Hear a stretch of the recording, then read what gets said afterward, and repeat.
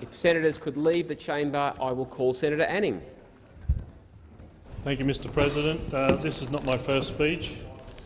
I rise to speak on the ongoing issue of rural lending practices. The financial system plays a key role in supporting sustainable economic growth and meeting the financial needs of all Australians. The strength of our system in the past has rested on the pillars of strict prudential supervision, world's best practice, and on the trust consumers have known they will be treated fairly. Fair treatment is when a consumer engages in the services of a firm or an individual and the participants will act with integrity and transparency. Overwhelmingly, Australians would expect this is the case. Unfortunately, the reality would appear that integrity, transparency and treating a customer with dignity has come a poor second to the rich pickings of farmers' assets ripe for the taking. The Royal Commission was hard won, with many of my colleagues having to fight tooth and nail for a number of years before finally getting it across the line. To date, there have been almost 7,000 submissions detailing threats of foreclosure. I've even heard an incident of a bank manager urging suicide, and there have been many other, often tragic results of unscrupulous actions. It's disappointing that it has taken so long for these horrendous issues to come to light. In fact, it would seem that we are only just scratching the surface of this problem. And while I know a lot of good will come out of the Royal Commission, in its current form, there are issues. Issues in relation to time, funding and lack of political will. What has been brought to light already is seemingly systemic abuse by the financial sector of some of our most vulnerable in our rural areas. Take a minute to consider some of the tactics that have been employed. Anticipatory breaches of contract, for instance. A farmer may never have missed a payment, yet because the bank thinks that they may in future, they come in and sell them up. If the family homes of urban residents were sold up just because the banks thought you may breach your contract in the future, there would be outrage. The prospect of banks putting mum, dad and the kids on the street because of something that may never happen would cause a revolt. And yet, this isn't the worst of it. Lee Wallace had a successful grey and red Brahma stud. Lee had not at any point defaulted on his loan. However, for reasons that were not disclosed by the bank, the bank called in the loan. Within a year, $14 million of assets and $5.6 million of debt turned into no assets and more than $1 million in debt. In the case of prairie grazier Debbie Viney, during a drought, her bank manager told her not to sell cattle, despite that being their drought strategy. How is it that someone with no experience in running a cattle place can make key business decisions? Debbie was forced to keep the cattle, which continued to lose condition and started dying. A year later, the bank allowed them to be sold, but as a result of the drought conditions, most had starved to death and the rest were put down. I could name many more cases, but we would be here all day. I acknowledge the comments made this week by Ms Orr in relation to receivers and where they fit in the spectrum of the Royal Commission, but you have to look at the very intent itself. The intent of the Royal Commission was to address the unconscionable banking practices within the finance sector. And in the current form, it is restricted in its ability to do this. The terms of reference need to be expanded to include the behaviour of receivers and their agents. The issue of receivers' behaviour has been identified as a source of grave concern and has been linked to a wave of suicides. This toxic culture has affected the countries and it continues to affect many within our rural communities, our friends, our neighbours and our families, my own family included. My brother-in-law lost their family properties, Runnymede and Red Rock, in 2011. Runnymede had been in the family home for almost a century. Unconscionable rural lending practices are having a devastating effect on rural communities and agricultural production in this country. The waves of debt-driven suicides are a clarion call to action by those who lead the country. Fairness and a fair go is ingrained in the Australian psyche, but it has been notable in its absence in the treatment of our farmers have received. Let us ensure that this is not repeated in future, and we ensure that those that feed us are given the justice they deserve. Thank you. Thank you, Senator Anning. Senator O'Sullivan. Deputy President. Well, indeed, might I congratulate Senator Anning on choosing the subject matter and endorse the fact that it is a matter of public importance. And I'd like to attach myself to his remarks in his contribution. Mr Acting Deputy President, it's well known, was involved in agitating, along with yourself, might I say, and others in the other place, for a commission of inquiry, which resulted in this current Royal Commission. I'm inclined to agree that the terms of reference could have been broader in some categories, and of course my motive all the way through, and I know your motive, Mr Acting Deputy President, had a focus on the importance of this inquiry for people in the rural sector. Now, I know that you've dealt with quite literally hundreds of representations over time, and I myself, in the 4 years that I've been here, have at the very least been engaged with rural producers who found themselves in difficulty, and that's been in the many dozens. And I want to place on the record, I really do want to place on the record your efforts, because I know that there are quite literally dozens and dozens and dozens of families who survived their conflict with the bank due to your representations to the banking sector. In fact, I suspect you're, outside the Prime Minister and perhaps the Finance Minister and Treasurer, the only one who's got all the CEOs of the banks on speed dial, and I know from my experience you didn't hesitate to push the button. And so that, in a sense, left confidence for people in the bush that they knew that they had a champion in this place with respect to the behaviour of the banks. But look, I want to focus just on two parts. One, and I've said it in speeches in this place before and outside of this place, that one of the most unconscionable efforts of the banks had to do with the establishment of securities. There's a term for it. It's, as you know, when a loan is made, two of the critical considerations for a lender are to do with serviceability. That's clearly the ability of the borrower to be able to meet the terms and requirements of their loan, and the second is a matter of security.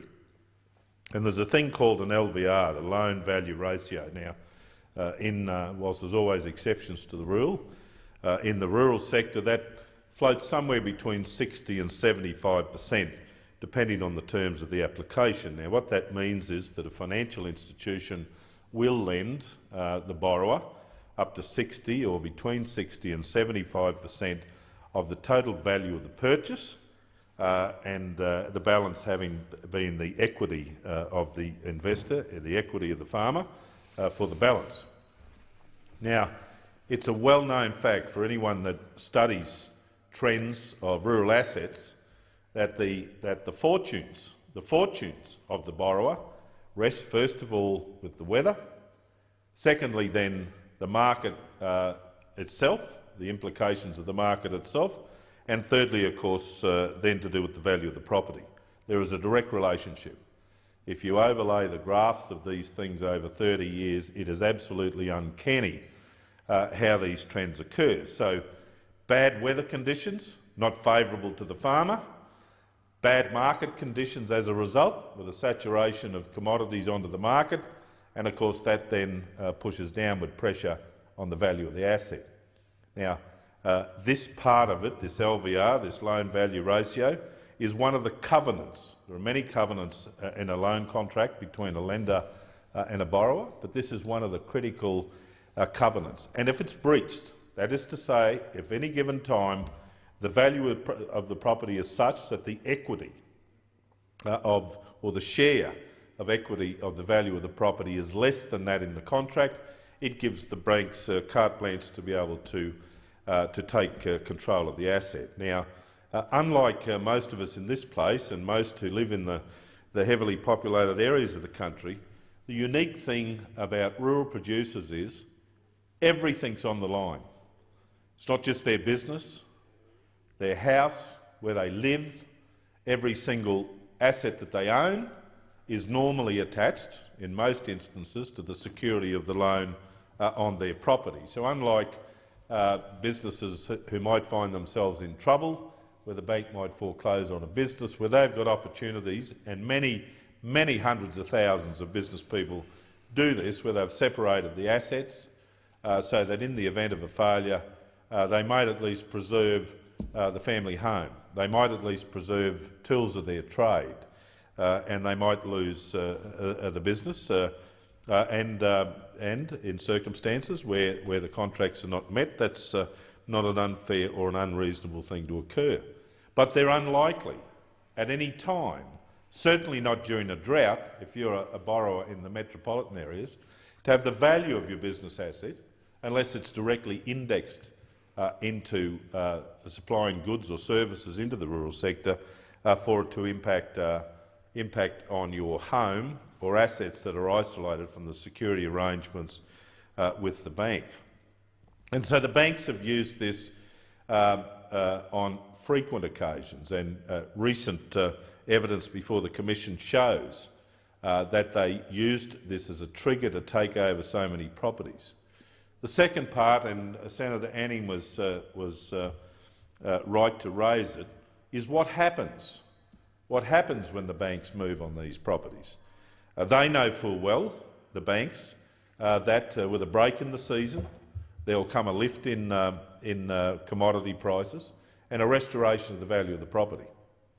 But they're not interested in waiting for that. So at the worst possible time in the farmer's life, or the pastoralist's life, in circumstances beyond their control, there's very little they can do to mitigate their circumstances from a long and cruel drought. When they need their bankers the most, it's been their experience, of course, that they've received the least amount of support. And so consequently, and I know, Mr Acting Deputy President, that you've had a number of cases presented to you around the appointment then of receivers and administrators. There was one case famously that come to you that I know where the receivers moved stock off the property, and there was some contestability around the transporting of the stock, and where it should have been $6,000 or $7,000, it was $16,000 or $17,000. Now these people have no idea. They undo their tie, they take their crisp white shirt and fluff the collar, and then they go out into the west to take on a role to manage a complex circumstance of properties that are in drought. They honestly would not know the difference between a mulga bush and a Christmas tree, and yet they're sent in to try and keep thousands of stock alive. They buy in a bit of cheap labour along the way, but what happens is, this is the insidious aspect of what happens, I promise you, to an appointment, that they will stay in the appointment and not resolve the matter until they have carved out every cent of equity left by that farming family. Sometimes it takes 12 or 18 months to administer the receiving of the property, and they will just go until there's absolutely nothing left. So not only have these people lost everything, they've lost the opportunity to make a dignified transition off their farms to some other form of life. So the banks are on notice, they know they're on notice. They need to think very, very carefully, and one of the ways that they'll be able to restore public confidence is to look at some of the features of these loans, to look at some of the features around these cycles, these weather cycles, to have a look at where these properties, at what periods are they in good shape, in the sense that they can then make prudential provision in arrangements with their banks to be ready to insulate themselves from the next dry period, the inevitable dry period in this country. I could quote Lawson and Patterson from a dozen of their poems about the circumstances on the land.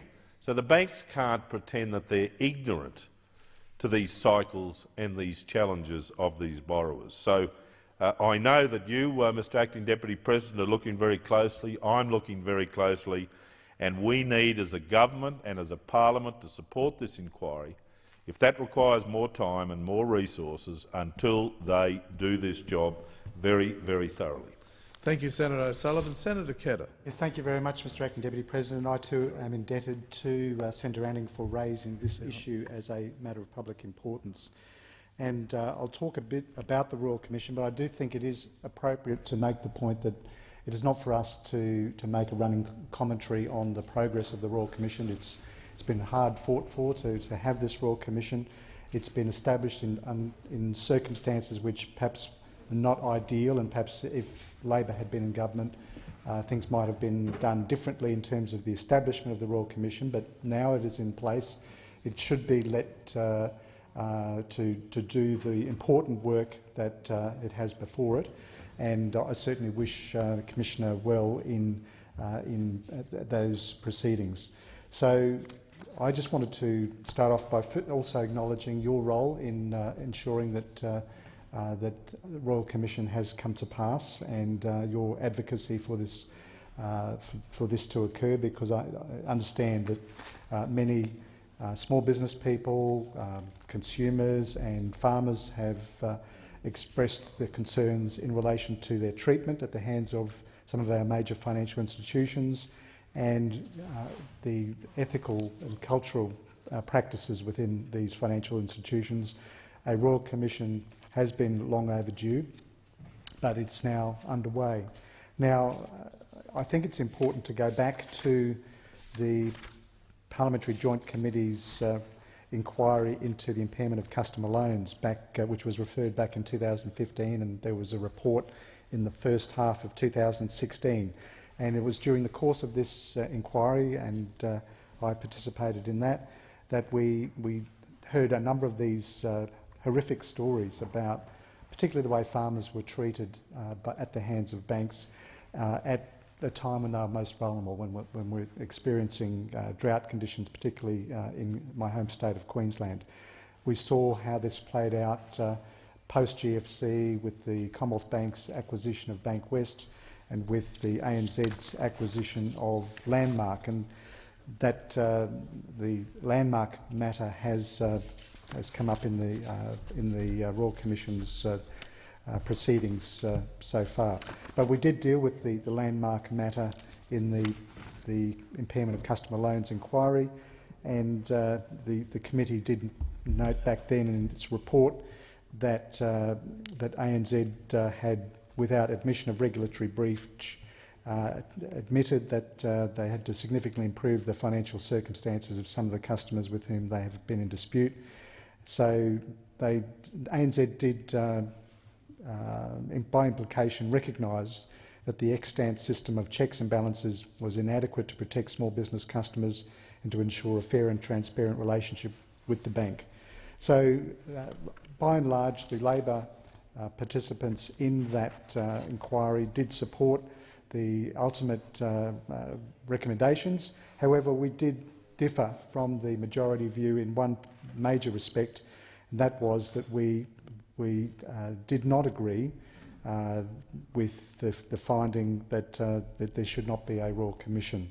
We found that there was a persistent pattern of abuse arising from the asymmetry of power in the relationship between lender and borrower, and as I say, we did not agree that the evidence received was sufficient to conclude that there was no widespread or systemic illegal or unethical behaviour by the banks. And so we believe that there was evidence of banking misconduct that needed to be further investigated. And it was at that point that the dissenting Labor participants in that inquiry came out with our recommendation that a Royal Commission be established to examine the banking and financial sector. And what we talked about was we want to particularly look at the widespread instances of illegal and unethical behaviour within Australia's financial services industry, how Australia's financial services institutions treat their duty of care to their customers, and how the culture, ethical standards and business structures of Australian financial services institutions affect the behaviour of these institutions, whether Australia's regulators are really equipped to identify and prevent illegal and unethical behaviour. We wanted to look at comparable international experience and any other events that came up in the course of those investigations. So we were, I think, on the money then, but I note that, Mr Acting Deputy President, you had come out earlier than that, and you should rightly claim some credit for that. But the Royal Commission has continued to uncover scandals which amaze us and really are a disgrace, and which we would expect that the findings of the Royal Commission ultimately in the report will do some justice to the problems that have been highlighted, and so we can see some fundamental reform occurring. We've seen the ANZ expansion into agribusiness that's come out, where it appears that they simply weren't ready for the landmark customers, and as a result 162 farmers were forced from their land. And this is, as I say, an issue that came up in our PJC. We read in the Sydney Morning Herald on the 25th of June concerns that banks were changing loan contracts for rural customers and deeming them a financial risk even if they never missed a payment. And Senator O'Sullivan has touched on some of these covenants and the devices used by the banks to find their customers in default, even though there was no financial default occurring. They used other things such as the loan-to-value ratio or the non-provision of reports, etc. And last Friday, the Financial Review reported the heartbreaking story of the Balla Bay station owners in northwest central Queensland who were evicted from their home, which was their only livelihood, by the police at the direction of the agricultural lender Rabobank. So there are very many stories like that. Stories about rural properties being sold for half their original worth in times of drought, and I know that I certainly expressed some concerns about the behaviour of valuers, and I am concerned about the inherent conflict of interest that exists with the profession of valuers, and the problem that you have with major banks having panels of valuers and the inevitable conflicts that occur as a result of that. And I think that's an issue that warrants further scrutiny into the future. And it was because Labor listened to these stories that we're concerned about rural lending practices that we called for the Royal Commission. And regrettably it took, and I use that word regrettably because in fact it's regrettable that the Prime Minister took so long to announce the Royal Commission, but even when he did, he indicated that the decision was regrettable. Again, an instance of how out of touch the Prime Minister is with the concerns of ordinary Australians. And of course, in the whole of this process, apart from yourself, Mr Acting Deputy President, the National Party did not stand up for their constituency, and they allowed the Liberals to write the terms of reference. As I said at the outset, the terms of reference are not those which we probably would have supported, but let's just get on with the issue. There was a lack of consultation on those terms of reference, which would have been better handled if the victims were consulted as part of that. In fact, it would have been probably advisable for ASIC to be informed and have an input into those terms of reference, but that didn't happen because we know that the banks came out one morning at about 8:30 and said and wrote to indicate that they now support a Royal Commission, and it was something like an hour later the Prime Minister did one of the most enormous backflips in political history to come out and actually indicate that a Royal Commission would be conducted. So we do have to have confidence in the process, and as I say, I think we can see in the daily news what's coming out of the Royal Commission, and it is definitely an eye-opener. In conclusion, Labor has led the way on financial reform, and we have led the way on the future of financial advice, which those on the other side have voted against.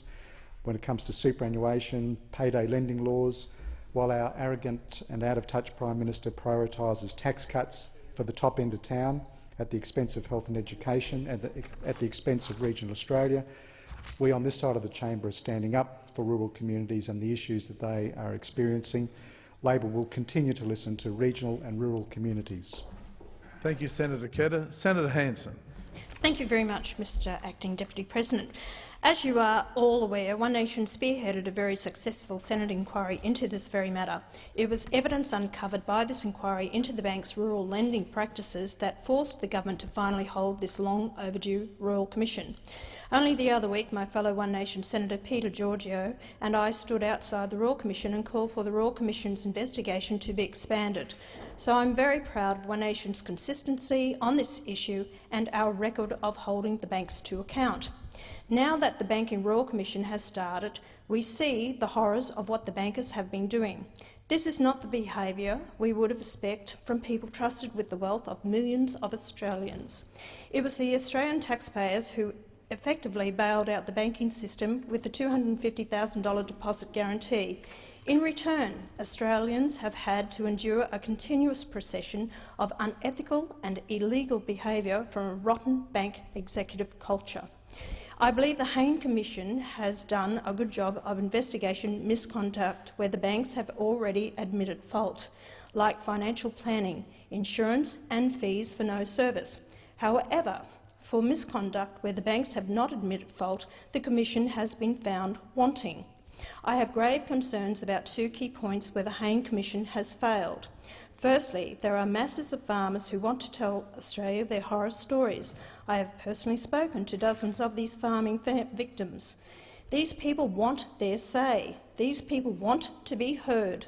Their stories are so horrific that all Australians need to hear them so that we as a community can decide on what we should do with banking executives that treat families like this. In my opinion, there has not been sufficient time given to hearing the array of stories from farm victims. Secondly, and most concern, was the manner in which the Hayne Commission glossed over the small business scandals, especially the CBA takeover of Bankwest. It's especially disconcerting, given that the CBA Bankwest misconduct is identical to the ANZ landmark misconduct. Both scandals involve the bank then destroying or attempting to destroy the customer's livelihood. This has caused the breakup of families, mental and physical illness, and in some cases suicide. Yet the Hayne Commission investigates the ANZ landmark mistreatment of farmers but dismisses the CBA Bankwest mistreatment of SMEs as a conspiracy theory. Something is amiss. I would hope the Commissioner slows down, reads all the evidence, speaks to all the witnesses and asks for more time from the government. I call on the government to extend the funding, timeframe and terms of reference to include receivers, liquidators, administrators and mortgage insurance for the Banking Royal Commission so that farmers and SMEs can get justice and legislators can make sure no Australian has to suffer through this mistreatment at the hands of banks ever. I'm also calling on the government to pass the cost of the Royal Commission onto the bank and financial services sectors found of misconduct and the victims paid adequate compensation for their loss and pain. Thank you. Thank you, Senator Hanson. Senator Macdonald. Thanks, Mr Acting Deputy President. Can I first of all thank Senator Anning for raising this issue, a very, very topical and important issue, particularly with the Royal Commission going on and some of the stories that have been coming out. And I might say, just following Senator Hanson, that her comment about the Commonwealth Bank and Bankwest are certainly very, very accurate. And I remember when the Commonwealth took over Bankwest, Bankwest had done some horrific banking propositions, particularly up in the Gulf country of northwest Queensland. I well remember some of the very dodgy, you'd almost say, banking deals that happened, and when the inevitable drought came in the Gulf country, as they always will in cycles, the attitude of Bankwest, and then at the same time as this was happening, the Commonwealth Bank took over, and it was very difficult to get a sympathetic hearing. And I know personally some people in that Gulf country of Queensland who were victims of some very questionable banking practices at the time involving the particular banks that Senator Hanson was talking about. But, Mr Acting Deputy President, before I proceed further in my contribution today, I do want to pay tribute to you, Mr Acting Deputy President, for your relentless and long-term campaign to bring the banks to account. I know from history, Mr Acting Deputy President, you had some personal experience yourself in years gone by, and I do remember the very substantial assistance you gave to people and gave to some constituents of mine who I was at a bit of a loss to understand how to help them. I got them to speak with you, and they were forever grateful then and to today for your contribution and the way you assisted them and brought the banks to account. And can I... sorry? Yes, indeed. Well, but it wasn't just personal for Senator Williams. I take your interjection, Senator Cameron, but I mean, Senator Williams understood perhaps better than most of us just some of the banking practices, but he was also concerned about people and wanted to help them as he could. And similarly, can I pay tribute to my Queensland colleague, Senator O'Sullivan, who took the gamble of incurring the ire of the powers that be to be very forceful and open and about the Banking Royal Commission and what the government's approach to it should be. And I know to a degree it was the work that both Senator O'Sullivan and Senator Williams did within the coalition that changed some previously held attitudes. Having said that, Mr Acting Deputy President, can I just indicate that since coming to office in 2013, the coalition government has delivered the most ambitious reform agenda for the financial system in recent history. We have a commitment to a strong and stable financial sector, and that started with the Murray inquiry into the financial system, one might remember, which regrettably wasn't supported by Labor at the time. Chris Bowen, the then Treasurer, said, and I quote, "The financial system is strong, well regulated and well managed, and I've not seen a case for a full Bowen inquiry." Well, fortunately, the Murray inquiry did go ahead. But while we've proactively sought to reform the Australian financial sector, unfortunately our opponents in this chamber have sat idle, contributing nothing more than a running commentary from the sidelines. Many of the notable scandals and collapses in financial services, such as the Trio Capital, the Great Southern and Storm Financial, happened on Labor's watch, when unfortunately the current leader of the opposition, Mr Shorten, was then the minister responsible for financial services. Mr Acting Deputy President, I'm pleased that the government has contributed to establishing a sensible, well-resourced and targeted Royal Commission to identify areas of misconduct and to ensure that the recent and announced legislative reforms will provide adequate protection to consumers well into the future. It is important that the Royal Commission does its job for the Australian people, and it is doing that. It's uncovering instances of serious wrongdoing and shining a light on these, and no doubt the Royal Commission will make recommendations to the government if the Royal Commission believes that changes to the law are necessary. Having said all that, of course, Australia has one of the strongest and most stable banking and superannuation and financial services industries in the world, but the Turnbull government will continue its critical reform agenda, including seeing what the Royal Commission says and then taking meaningful action, as we've showed in the past we can do. Mr Acting Deputy President, before I finish shortly, I just want to briefly mention the legislation promoted by this government, the Australian Financial Complaints Authority, which was introduced a one-stop shop dispute resolution scheme to provide consumers with independent and timely access to justice and access to compensation where appropriate. I particularly want to mention the Australian Financial Complaints Authority will operate under significantly increased monetary limits and compensation caps. And the bit that I particularly like, Mr Acting Deputy President, is that the small business primary producers who are in dispute with their lenders may be awarded up to $2 million in compensation, and that's around 6 times what is currently available.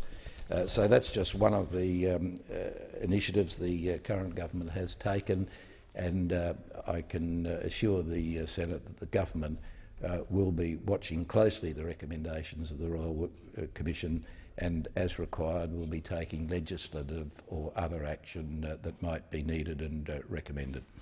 Thank you, Senator Macdonald. Senator McCarthy. Thank you, Mr Acting Deputy President. I rise to speak on today's matter of public importance. The Royal Commission into misconduct in the banking and financial services industry has started to turn its attention to the long-suffering plight of our farmers and primary producers, those treated unfairly, those in debt due to circumstances well beyond their control.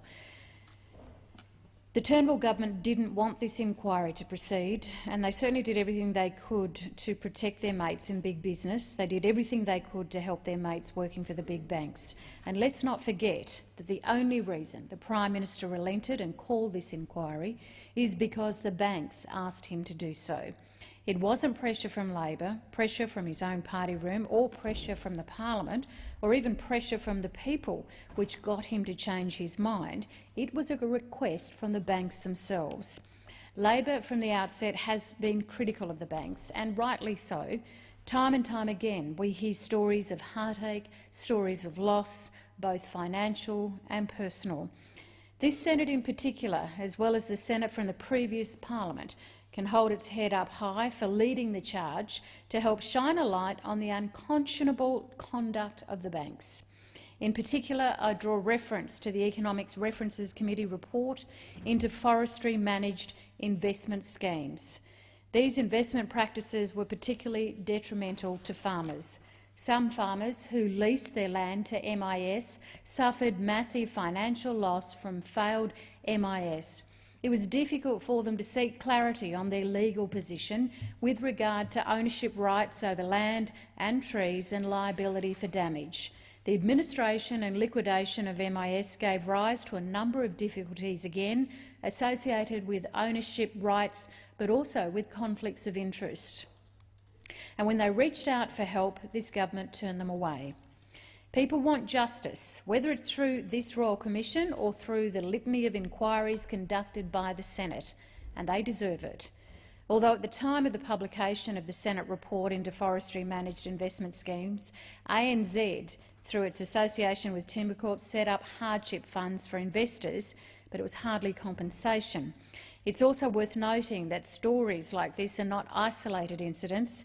They are systemic, which is why this Royal Commission is so vital.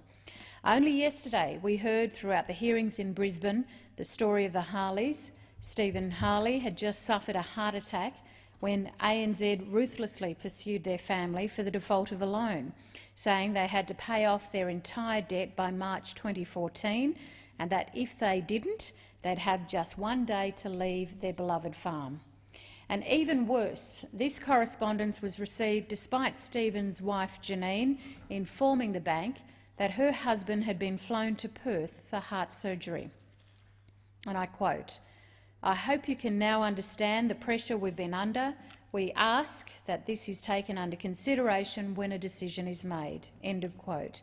The Harleys are just one story of many farmers who have been relentlessly hounded by the banks, mostly due to circumstances beyond their control, such as previous financiers having their agribusiness books acquired by banks like ANZ. The Harleys managed to sell 5 of their 9 land lots and livestock to pay down $1.6 million of the $2.5 million debt before the March 2014 deadline. However, because the bank refused to accept the circumstances they faced due to the heart attack of Stephen, they were forced to sell the 4 remaining parts of their farm. But these lots were sold by the bank for $570,000 less than they were valued and at a much lower value than the Harleys had sold the first 5 lots. Eventually, in July 2017, the bank decided it would not pursue the remaining $309,000 the Harleys owed. When asked why it took so long to inform them, despite knowledge of Stephen Harley's heart condition, ANZ executive Ben Steinberg replied, "I don't know." He conceded that if the Harleys had asked for that 9-month extension today, it was more likely it would have been granted. This is too little, too late. The behaviour of the banks and their inability to show compassion towards farmers, or anyone else for that matter, has existed long before these stories. Back in 2016, at the height of the ComInsure scandal, James Kessel, a former cotton picker and diesel mechanic, suffered a massive heart attack. He thought his road to recovery would be aided by his personal life insurance. It wasn't. His understanding was that his cover allowed him to claim up to $1 million in compensation. However, they had different ideas. Essentially, he claimed that its definition of a heart attack had not been met by the events which occurred to Mr. Kessels and instead relied on an old, outdated definition to determine the severity of a heart attack. That was the claim from the insurer. Seriously, banks, financial advisors and CEOs should not be deciding what the definition of a heart attack is. That should be reserved for medical professionals. To take another example, let's have a look at the powers. This government has been promising laws since 2016 to give ASIC important powers to crack down on dodgy payday lending practices and dodgy rent-to-buy schemes. To date, it has failed to introduce this legislation. The delay is hurting families who are preyed upon by unscrupulous lenders. At the latest estimates in May, Treasury officials couldn't provide an answer about when this vital legislation would be introduced. All they could say was that it was a matter for government. Claims that these loans help people get out of hardship ignore the fact that the cost of a payday loan is itself a significant financial burden for a person on a low income. You could say that a low-income earner who is trapped in a debt cycle has effectively taken a pay cut, courtesy of their payday lender. A $300 payday loan typically requires a $372 repayment after 28 days, $372 repayment after 28 days. Given such a high repayment, it should be no surprise that a low-income borrower will borrow again to meet a further shortfall caused by the cost of the loan itself. This is how payday loans trap Australians into an ongoing debt cycle. Far from assisting them to overcome financial hardship, payday loans perpetuate hardship. And a high proportion of payday loan borrowers, almost 25% at last count, are Centrelink recipients. And as such, many borrowers are committing a significant proportion of their welfare payment towards repaying payday loans. Many payday lenders target First Nations families and their communities, perpetuating financial hardship in many cases. I hope the Royal Commission into Misconduct in the banking and financial service industry has prompted financial sector institutions and advocates to reflect on the effectiveness and impact of lending practices. I hope it prompts this government to take action finally about some of the irresponsible lending practices that are rife across our communities. The Royal Commission sits in Darwin this month, and I suspect we will be hearing more stories of the hardship and trauma these unconscionable practices are having on the people of the Territory. Mr Acting Deputy President, all I can say is that whatever recommendations come out of this Royal Commission, be it for farmers, be it for small business owners, be it for those who have received dodgy financial advice or those on low incomes deliberately targeted by unscrupulous lenders, it had better be a matter for government, because this government does owe all of these people an apology. Thank you, Senator McCarthy. Senator Whish-Wilson. Thank you, Acting Deputy President. Well, the Royal Commission's the biggest thing in town, and I feel very strongly that the ramifications of this Royal Commission are going to be felt for a generation. I'm confident that the Commission is doing a great job and that we will see some recommendations that we can drive home. I'd like to say, Acting Deputy President, while you're sitting in the chair, that when you leave this place, you can hold your head high for what you did to make sure this Royal Commission happened. Now, we're hearing a lot of commentary and a lot of claiming about the Royal Commission. I would say that while a number of people in this chamber and the other place helped to make it happen, and some very important people outside of this chamber, investigative journalists and whistleblowers also helped make it happen. Without yourself and the Greens, it wouldn't have happened. Now, I knew you might arc up Senator Cameron. I'm very glad that you did, so let me explain why.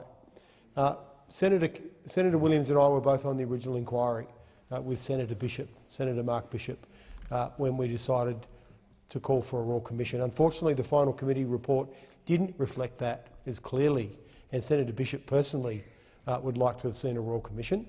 But the Greens were the first party in 2014 to call for a Royal Commission. We were the first party to campaign for a Royal Commission relentlessly. And it took us nearly 2 years, but we did eventually get Labor on board going into the double dissolution election. There's plenty of other water under that bridge for another time, but I'd like to say that it was the Greens that created the Trojan horse, the legislation for a parliamentary commission of inquiry. It was our idea and our legislation which passed this place, my private senator's bill, that was sent to the other place, that enabled the pressure to be brought to bear on the Prime Minister and the banks to actually call a Royal Commission. If it hadn't been for that legislation, and I thank One Nation and all the people in the chamber, all the senators who supported that, it would never have happened. And once again, there'll be plenty of time to tell the long and winding road, the story of the long and winding road to the Royal Commission at another date. But I think Parliament can hold its head high that we did a really good job to try and get this scrutiny on our financial services sector, and that the logic to me was always very simple. As a senator, I saw the Senate inquiry process, the numerous Senate inquiries that we all sat on, those of us in the Economics Committee. And the Senate could never get to the bottom of these issues. We simply didn't use our powers, or weren't prepared to use our powers. We certainly didn't have the resources. As good as our people are in the committee system, we could never get to the bottom, even of the CommBank inquiry, or the ASIC inquiry, or the inquiry into forestry managed investment schemes, or inquiries into financial misconduct. We could never get to the bottom of these issues. All we got was platitudes from executives, and given the limitations of the political process in the Senate, we were never going to get justice for victims or get substantial legislative change. However, the pressure on the Liberal government to call for a Royal Commission did lead to some good outcomes in this country in the last few years, some good legislative outcomes. Minister O'Dwyer, Mr Scott Morrison, a number of ministers have brought legislation to this place to try and improve things, but it was never going to be enough. We actually needed a QC who knew what he or she was doing, with the powers and with the resources and with the time to get to the bottom of these issues. And I am concerned that the timeframe is too short and that not enough will be done. And that's another bridge we can get to when we arrive at it. But I'm very, very proud to stand in here in this chamber and say today that I was part of something much bigger than myself, much bigger even than our political parties and this institution of the Senate. We've managed to get an inquiry into what I believe will be a far-reaching Royal Commission into financial services at a time when it was desperately needed. So that's all I'll have to say today, but no doubt I'll have more to say about this in the future. Senator Georgiou. Thank you, Chair. I begin by saying that the One Nation-led Senate Select Inquiry into rural lending was the catalyst for the current Banking Royal Commission. The One Nation-led inquiry uncovered unconscionable and dishonest conduct by banks and receiver managers. We heard stories of farmers having their interest rates raised up to 18% and receiver managers charging them over $500 an hour to act on their behalf. In one case, we heard testimony from a West Australian farmer who had been charged over $500,000 just to sell his sheep and grain crop worth about the same value. The entire proceeds from the sale were taken by the bank's receivers. This is nothing short of legalised theft. There have been over 17 government inquiries into bank misconduct recently, and concerns about misconduct and regulatory failures have been a common theme. When the One Nation-led Senate report was tabled last year, Pauline Hanson called for a Banking Royal Commission. The Turnbull government rejected these calls, saying a Royal Commission was not needed as they had acted to clean up the industry. I raised this issue in this chamber last November, asking Senator Brandis, when will the Liberal Party and Prime Minister wake up and hold a Royal Commission into the banks? Senator Brandis replied, "The problem with the Royal Commission is that it takes forever and achieves nothing." Well, just how wrong and out of touch is this Liberal government? Liberal Minister for Revenue and Financial Services, Kelly O'Dwyer, has repeatedly avoided answering questions on whether it was wrong to delay establishing a Royal Commission after weeks of shocking revelations, but to admit that we have all been appalled by the number of issues that have been aired at the Royal Commission. The unfortunate thing about this Royal Commission is that it appears the banks and the government have colluded to write the terms of reference, as they conveniently omit reference to bank-appointed receiver managers, one of the most problematic areas, almost totally unregulated and subject to many damning reports. Last month, the Banking Royal Commission devoted just 2 weeks to small business lending and foreclosures. This is inappropriate given the issues raised in numerous past Senate inquiries, the magnitude of the misconduct and the complexity of the evidence. The Commission heard stories of misconduct by bank-appointed receivers that raised serious concerns, yet these issues were not allowed to be considered as they fall outside the terms of reference. The Australian Small Business and Family Enterprise Ombudsman, Kate Carnell, has expressed dismay at the brief period allocated to small businesses. The same has happened in Brisbane this week, with cases of rural lending being heard. More stories of unconscionable and dishonest bank-appointed receivers and agents that fall outside the Commission's terms of reference. The Commission's terms of reference need to be amended. The government has lobbied us to agree to cuts in the company tax that would give banks millions of extra revenue at the cost of the Australian taxpayer.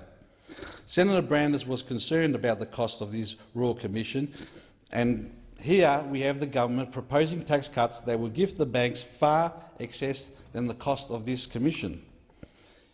It is in the interest of the nation that banking misconduct be exposed and that past and present executives be held accountable. The cost of doing this is insignificant in comparison to the economic benefit gained by having an honest financial system. I call the government to 1. Immediately extend the terms of reference for the Banking Royal Commission to include receiver managers and bank-appointed agents, including valuers and independent accountants. 2. Extend the time and funding to the Royal Commission in order to allow it to be more diligent and inquisitive in its investigation. If the government is serious about cleaning up the industry, they should agree to this. There is no justifiable reason not to. If the Royal Commission is to achieve addressing the concerns of many past inquiries, it must be given the powers to investigate and allow significant time to do so. Lastly, I would like to thank everyone in the Senate for supporting and getting this Royal Commission up. You know who you are.